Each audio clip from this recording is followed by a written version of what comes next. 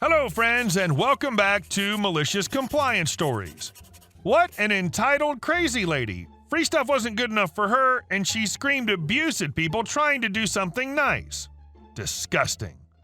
More about our first story right after a short pause. But before we begin, don't forget to subscribe to our channel if you're new here, and turn on notifications so you don't miss a new video every single day. Here we go. I don't want your used crap. Where's the good stuff? So I live in the middle of nowhere. My mom called and said the church down the street was having a yard sale and we should check it out. Turns out it was not a yard sale, everything was free.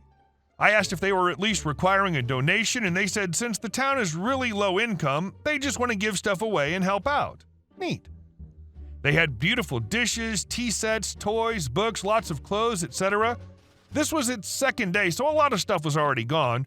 I got 2 cookbooks, a brand new curling iron, some toys my daughter picked out, a shirt, and a cardigan. I told them I'd be back soon with some cash.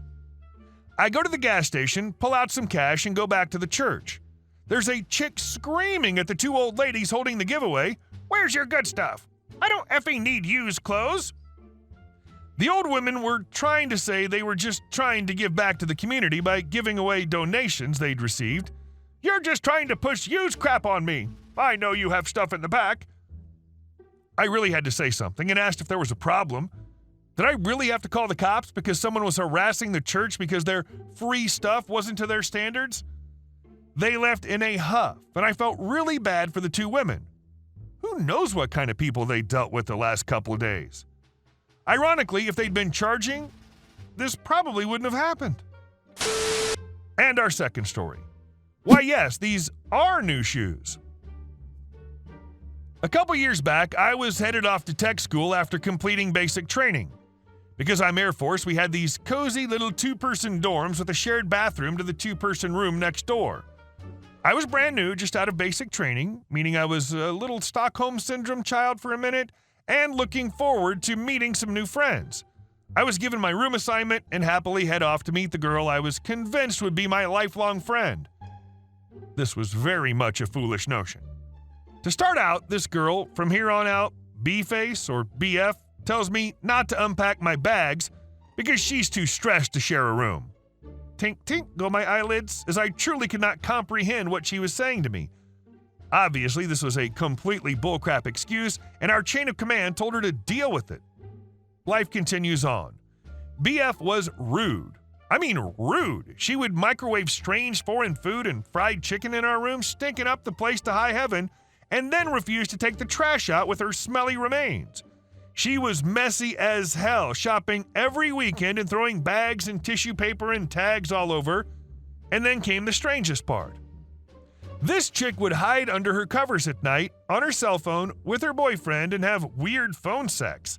Because obviously, just like monsters can't get you under the covers, your roommate 4 feet away can't hear you. Seriously, she would also complain about her bitchy roommate under the covers, fully aware that I was awake. I never even got pissed about all this. I was just fascinated by how her depraved little brain worked. So lo and behold, BF actually fails out of the course we're taking and has to get shipped back home like the little loser she is.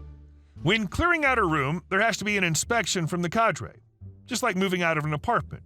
Well, apparently she wanted to stick it to me one last time, and after getting cleared, she somehow got back into our room and effing trashed it. I mean trashed it.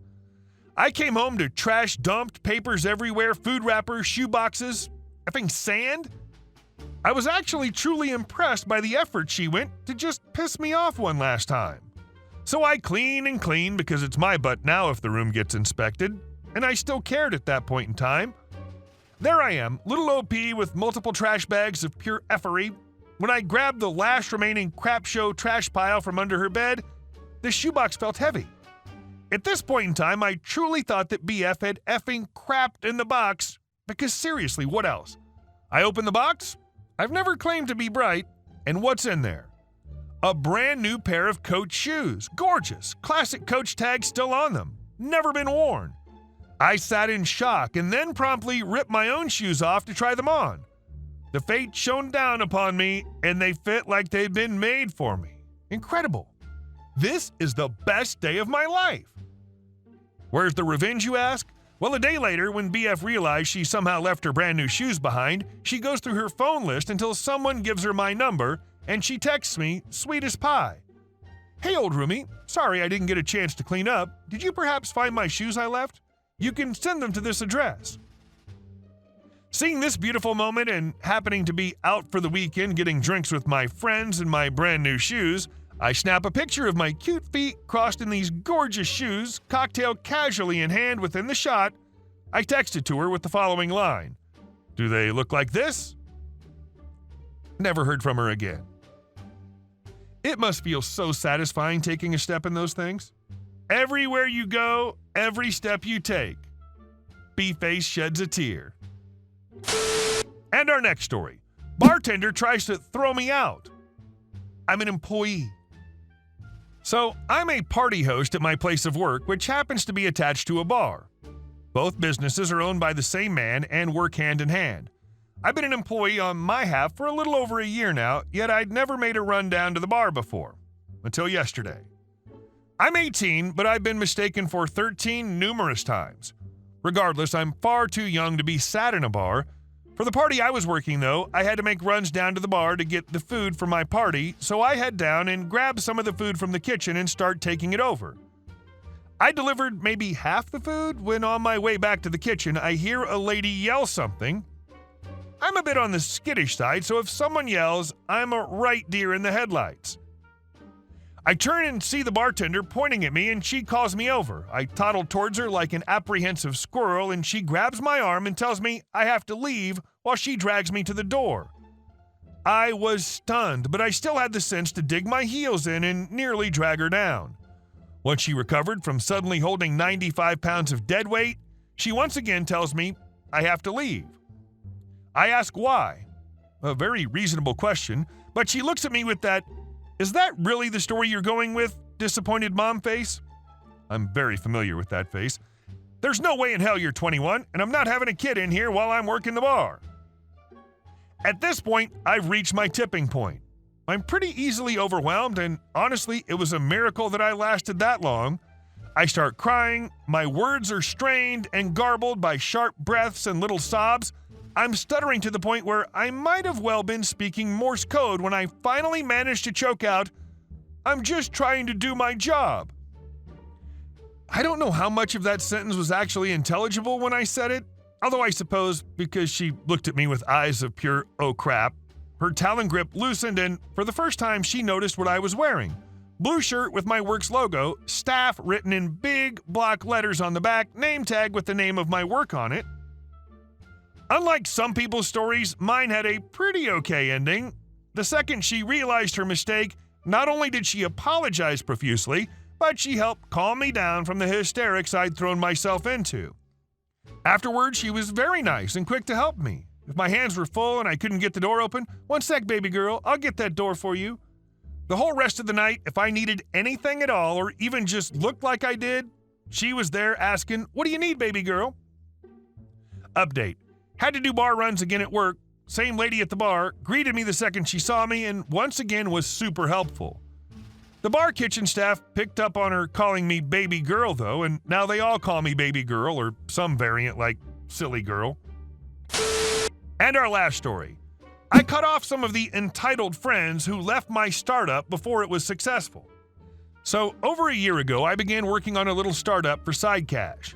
In order to keep this anonymous, I'll keep it vague. But now my family can live off this business comfortably. Back when I started, I had a few friends cycle in and out. Eric, Henry, and Robert, but all dropped off due to circumstances I can't blame them for, but were all long gone before I ever made a dime. So after my wife and I purchased our first home, I wanted to have a sort of housewarming thank you to all that had helped me launch my business, so I really wanted to go all out for my friends. Eric, being into filmmaking, I bought him a state-of-the-art drone/camera that I knew he would never buy, but would be ecstatic to get. Henry would get courtside tickets for his favorite NBA team. Robert is where the issues came. When I asked Robert's girlfriend what he would appreciate and the price range I was looking at, she said she would drop hints to see what he would enjoy. But I'm guessing she pretty much told him exactly what was happening and came back to tell me that he would pretty much prefer the cash and it should be much more. After I politely explained that I would not be doing that, apparently they've been yapping this sob story to everyone now and how I'm basically Kim Jong-il, letting my people starve while I live lavishly. This really pisses me off as I'm Vietnamese. A mutual friend has even told me that Henry's also insulted that he's just getting basketball tickets for what he thinks is a 7-figure business he created, and how I'm this huge A-hat for taking advantage of the friend group. I'm doing well, but not that well. What they don't know is, yes, I can pay the mortgage, but my wife's parents are well off and are gifting us the down payment. God bless their hearts. None of them created anything. They came in and helped here and there, and I appreciate them, hence expensive gifts. But at no point was employment discussed. Everything the company owns was purchased by me. No one is getting cash, let alone more than I set aside. This is not a paycheck, just a thank you for believing in me early on. So basically, after the lockdowns, I never got to have my housewarming party. Eric finally received his gift and loved it.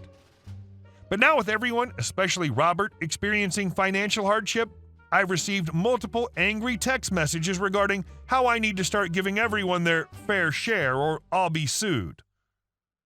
I decided to go no contact with Henry and Robert.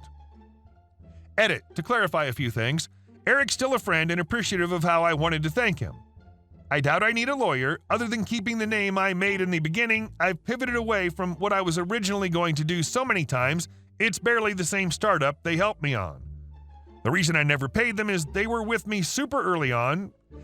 It's as if I'm a touring rock band now, and they were there when we were still a garage band that couldn't land pro bono gigs for dog weddings.